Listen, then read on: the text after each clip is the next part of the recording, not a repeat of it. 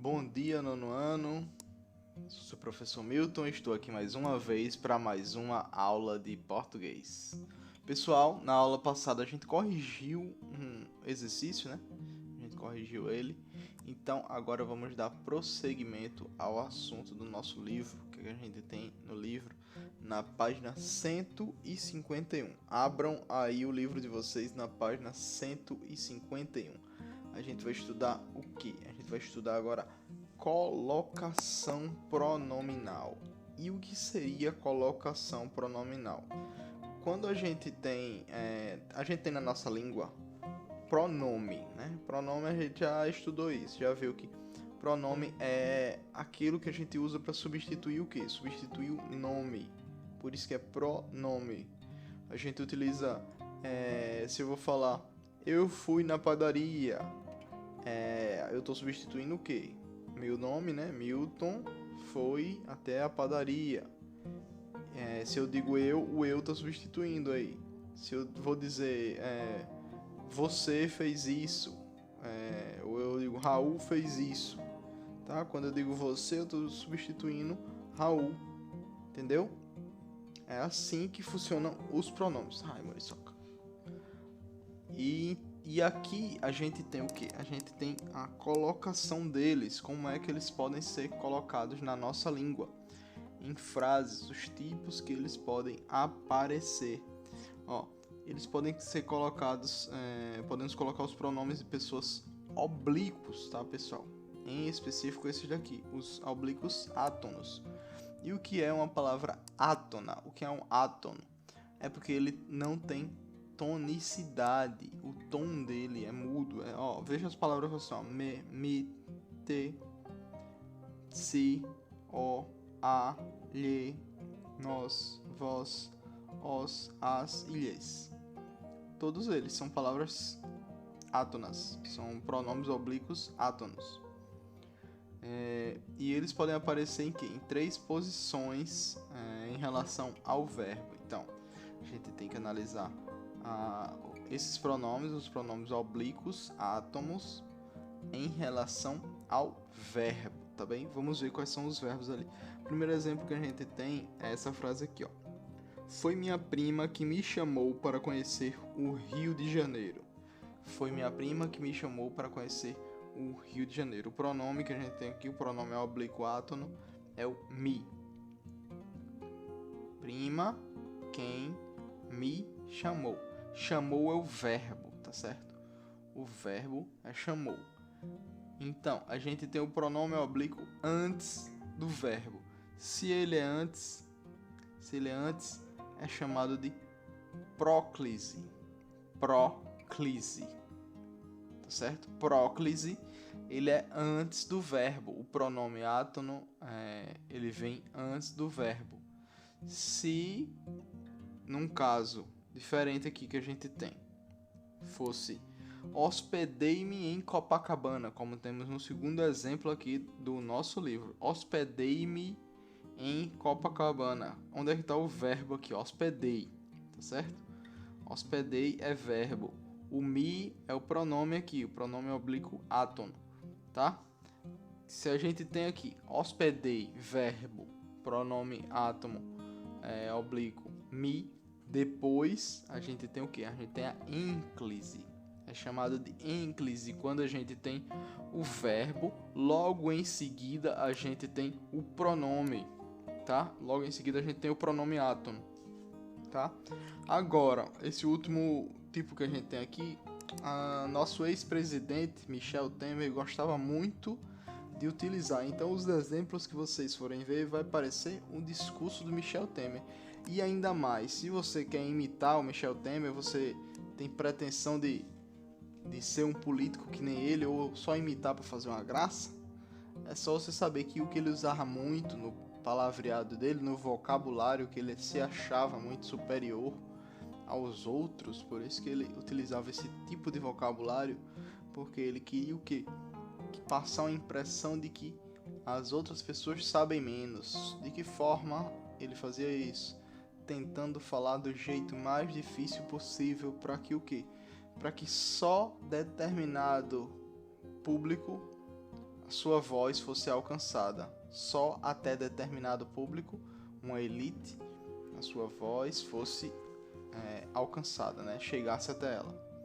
Então, a gente tem, logo aqui, a gente tem a mesóclise, tá, pessoal? Mesóclise é o quê, ó? O exemplo que a gente tem aqui, ó.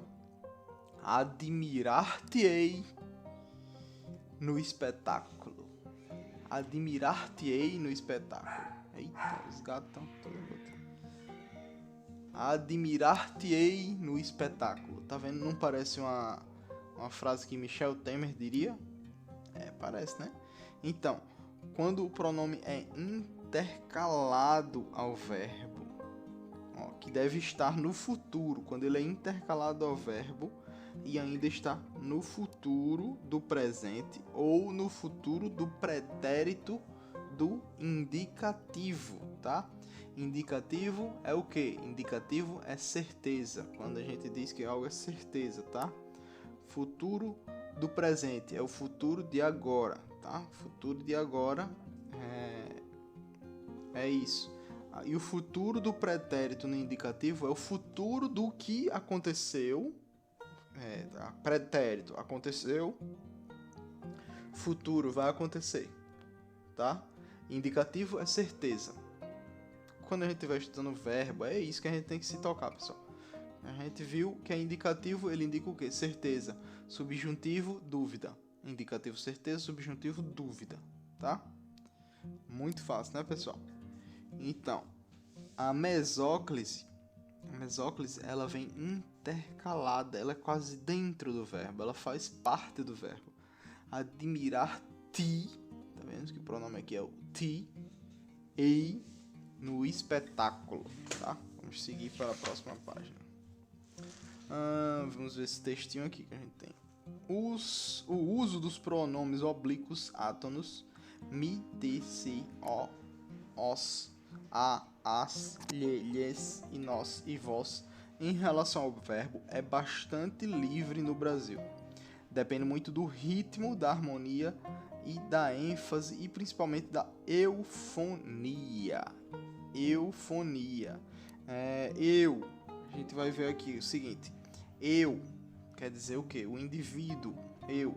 Fonia vem de quê? De fone. Ou seja, o jeito da pessoa falar. Principalmente é o jeito que a pessoa fala. A eufonia. Como a pronúncia brasileira é diferente da portuguesa, aqui a colocação pronominal também difere da de Portugal. O português brasileiro é essencialmente proclítico, isto é, quase sempre usamos o pronome na frente do verbo. Para a escrita de textos formais, entretanto, é preciso conhecer algumas regras de colocação. Então, pessoal, o que é que a gente tem aqui? A gente sabe que no nosso vocabulário a gente costuma sempre utilizar o quê? A próclise. A gente costuma utilizar o pronome antes do verbo, tá? A gente costuma utilizar o pronome antes do verbo. Por isso que ele diz que nossa língua é uma língua proclítica, né? O português brasileiro é essencialmente proclítico. É isso que ele quer dizer com isso, tá? Ó, pessoal, a próclise aqui, ó. A próclise ocorre quando há palavras que aparecem antes do verbo e elas atraem, ó, a palavra é essa, atrair o pronome átono, tá? Ela atrai o pronome átono.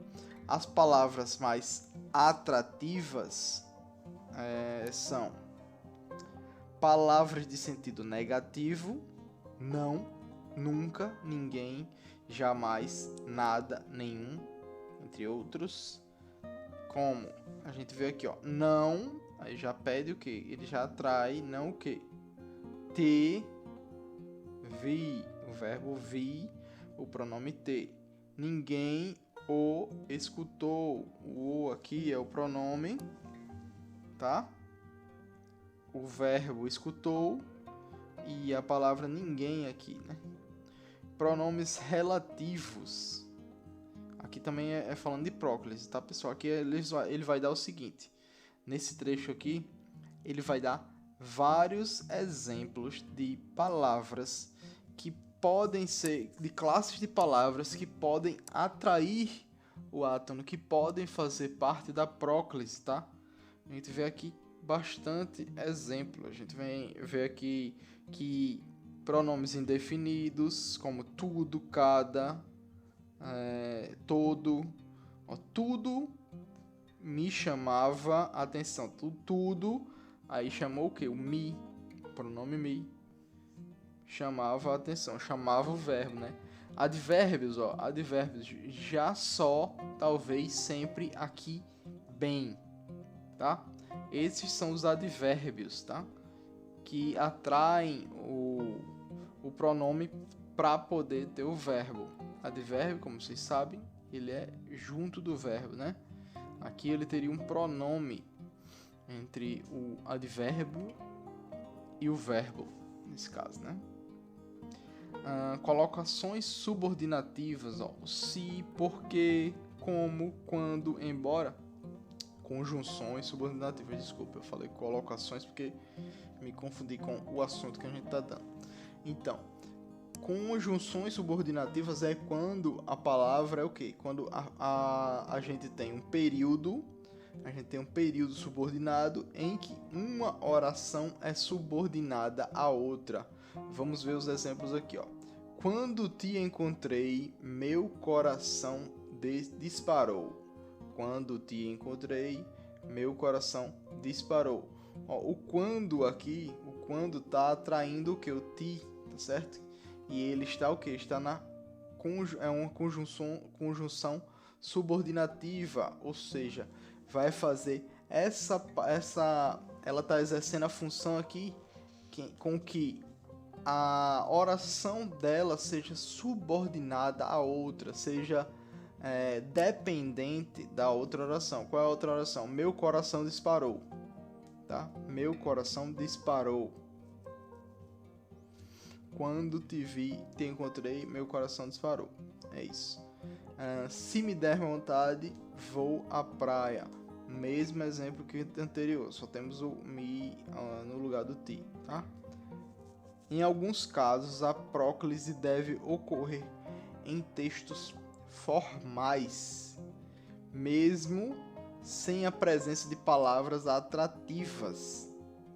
Veja quais são esses casos. Aqui agora a gente vai ver casos em que, mesmo sem as palavras atrativas, vamos ter exemplo de próclise, tá? Além disso, a gente tem exemplos de mesóclise, a gente tem aqui exemplos de ênclise, tá?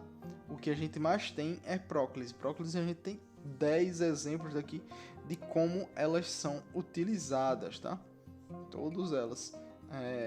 Também temos casos facultativos. Como a gente já viu quase tudo, vamos pular já para essa parte, para dar tempo da gente dar tudo hoje, tá bem? Vocês deem uma lida aí, depois que acabar a aula, voltem aí e releiam essas partes.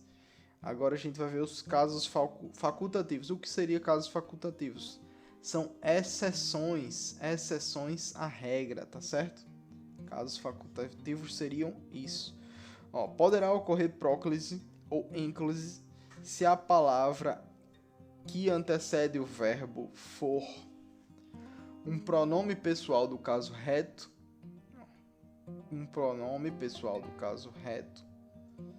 poderá ocorrer próclise ou ênclise se a palavra que antecede o verbo.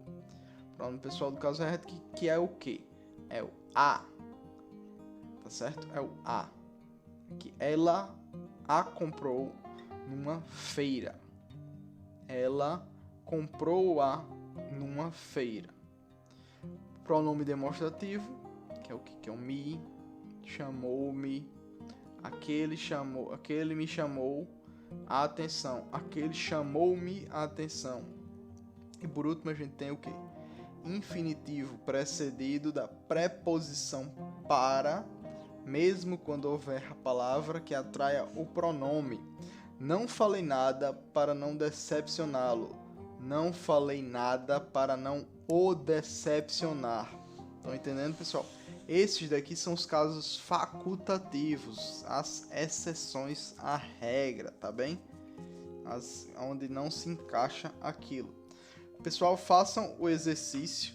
O exercício começa o texto aqui na página 153 e vai até a página 155. Façam aí. Muito obrigado pela atenção e até mais. Valeu!